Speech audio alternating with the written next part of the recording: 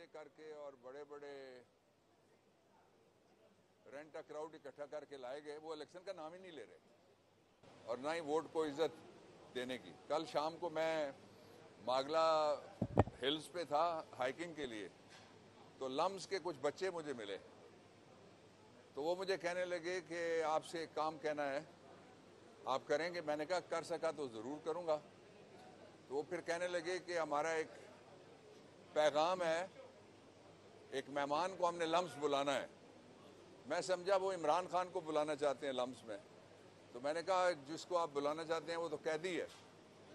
तो उन्होंने कहा वो तो अडयाला का कैदी है, जो वो कहते हैं कि लंदन का कैदी 4 साल बाद वापस आया, हम उसको लम्स बुलाना चाहते हैं।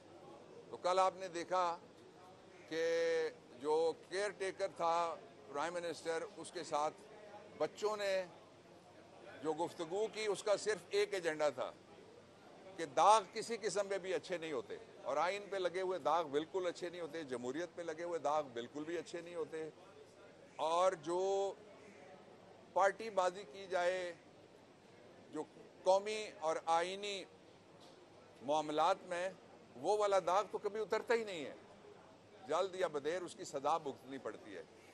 तो इस वक्त मैं दूसरी बात ये आपसे कहना चाहता हूँ कि इमरान खान के खिलाफ कल एक प्रेस कॉन्फ्रेंस की एक लेडी पुलिस ऑफिशियल ने, मैं उनका नाम नहीं ले रहा जान के, वो लेडी पुलिस ऑफिशियल ने ये कहा कि इमरान खान हमारे साथ ताउन नहीं कर रहे, जिसका मतलब ये है कि आपके पास कोई दबाव का हरबा था जिस पे इमरान खान राजी नहीं हुए। दूसरा इसका मतलब ये है कि आप तफ्तीश की बजाय डील लेके गई थी, और डील उन्होंने आपके मुंह पे मारी है, पुलिस के मुंह पे दे मारी है। और इसका तीसरा मतलब ये हुआ कि तफ्तीश करना तो आपका काम ही नहीं है, आपका काम ये है कि जो भी पकड़ा जाए उसको एक प्रेस कॉन्फ्रेंस करा दे। अच्छा, मुझे कल ख्याल आया, वो आपसे मैं शेयर करता हूँ। मुझे ख्याल आया कि अभी तक जो लोग वो जिस मर्जी टाइप के मुकदमे में, जिस मर्जी कैटेगरी के कैदी हों, जो ही वो प्रेस कॉन्फ्रेंस करते हैं तो वो आज़ाद हो जाते हैं।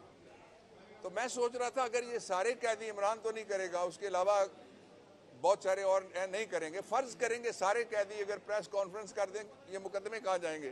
तो इसका मतलब ये सारे मुकदमे बोगस हैं।